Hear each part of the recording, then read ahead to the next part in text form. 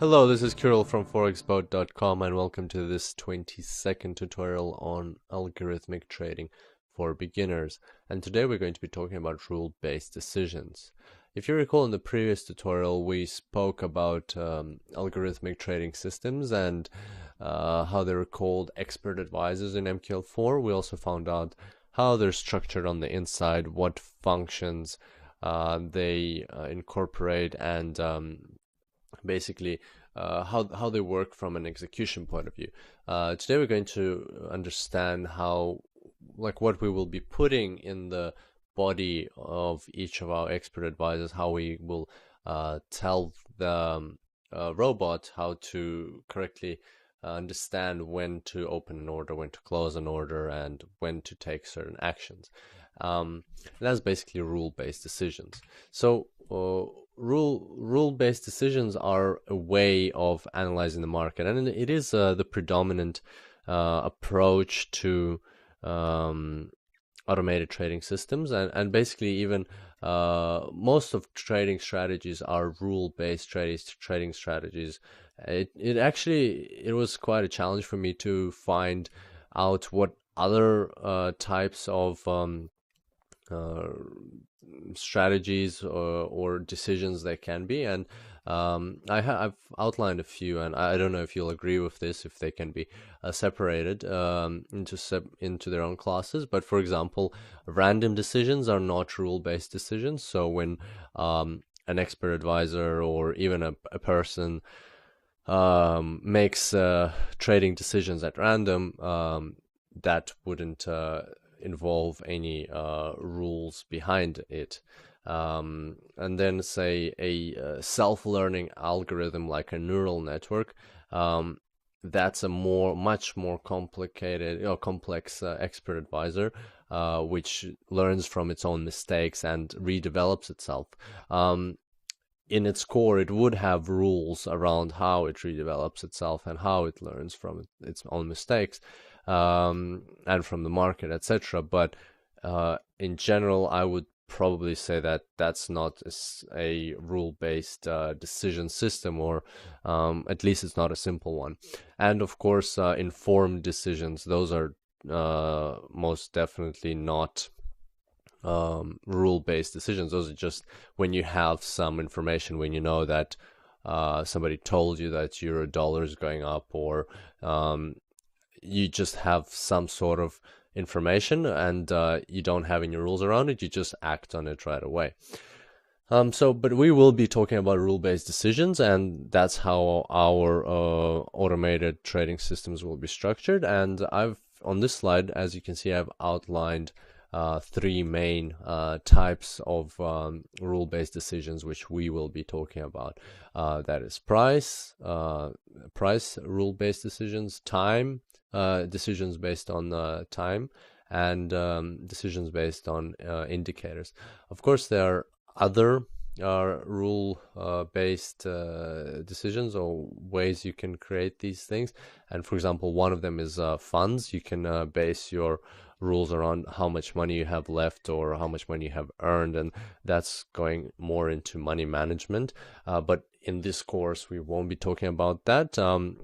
If you do want to find out more, you're welcome to have a look at another course which I'm developing at the moment, and it'll be a bit more advanced, or it'll be the next step from this course, or it'll also be on algorithmic trading systems, but it'll have much more depth to it.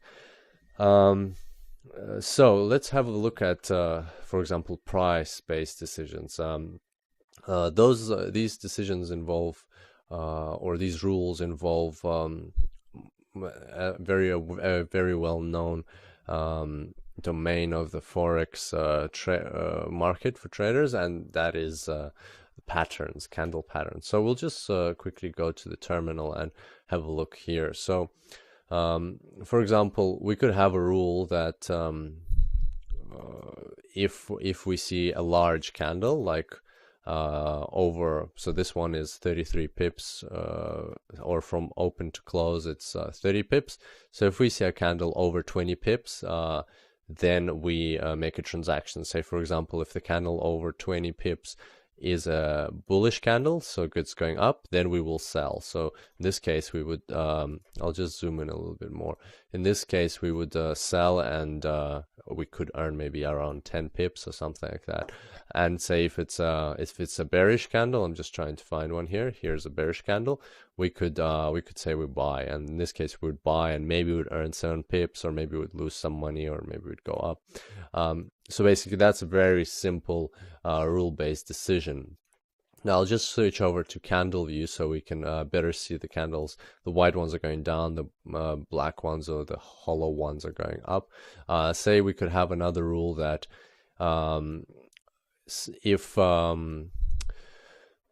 there's a candle at the top, like a fractal like that, if we find a candle that is a turnaround candle, then we sell. So for example, here we have a candle going up, then a candle at the top, and then a candle going down. So here we would sell, meaning that would tell us that there's like a turnaround point, or something of that sort. So basically prices and also price-based decisions are not only limited to candle formations, they can also involve like price levels. So here, say we know that let's have a look somewhere here. There should be a price level of 13600. So here we can have a rule, for example, that if the price goes through this level here, if the price breaks through this resistance line, then we sell. And let's see what would happen. So if we sold here, for example, and we waited long enough, we could earn like 20 pips. And so that's another way of setting your price-based decisions. So let's go back to the presentation. That's generally straightforward.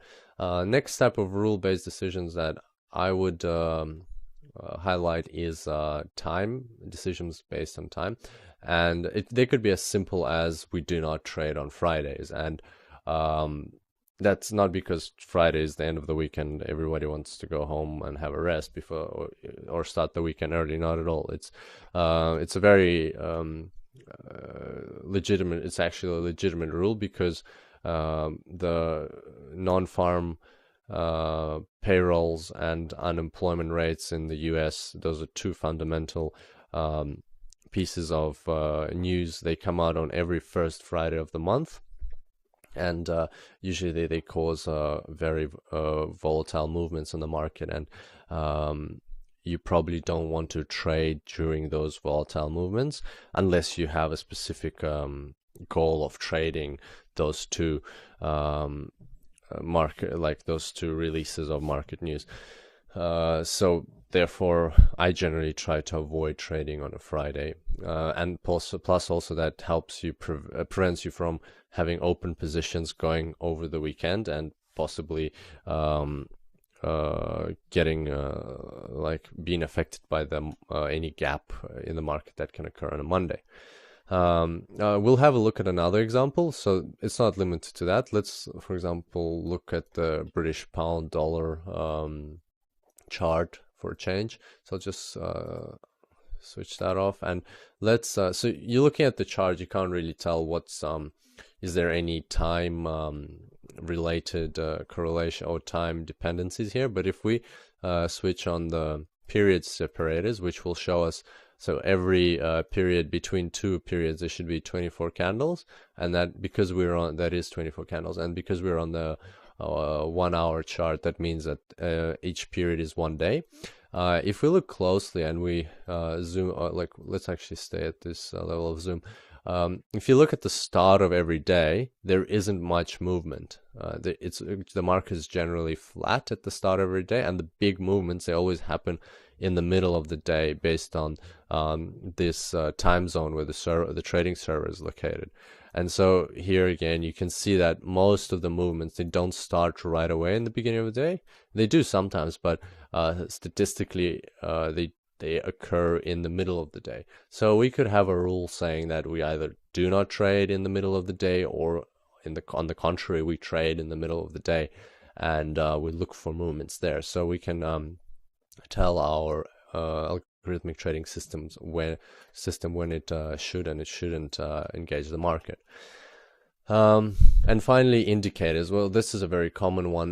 This is where we look at different price indicators and we base our decisions on that. Let's have a look at quick one, moving averages. It's 14 is fine. I'll just make this a bit bolder.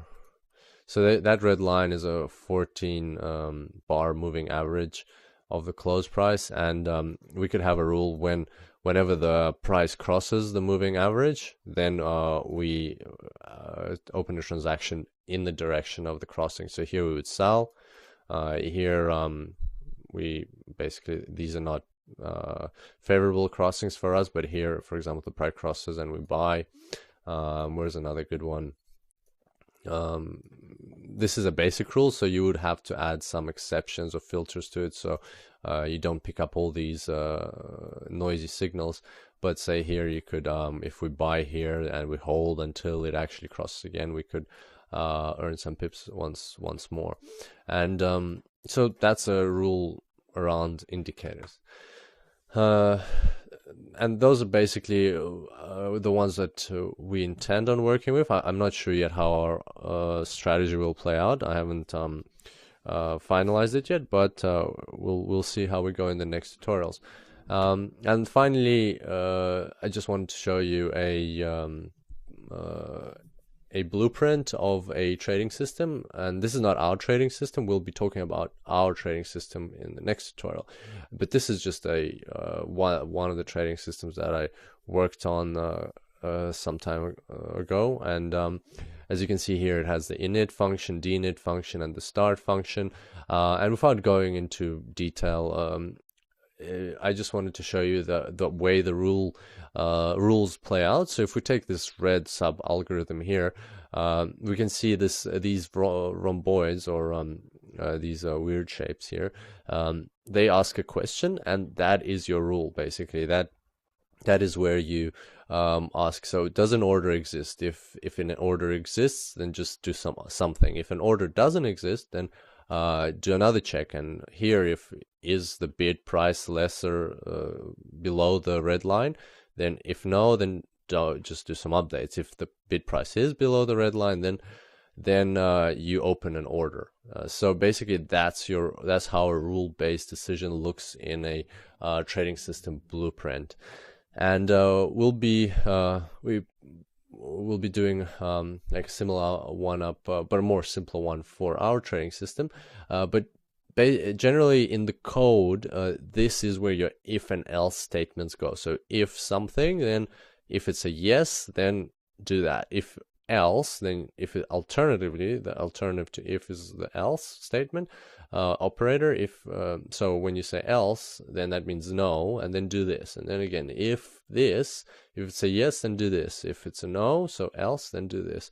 And that's where the power of the if and else statements proves itself. And that's why I mentioned that it's a very important part of this programming language, MQL4, because on the Forex market we have to make a lot of decisions, and basically our trading systems are all just full of these decisions when it tries to understand what's going on and what it should do. And so we'll be seeing much more of those. So that's that for today.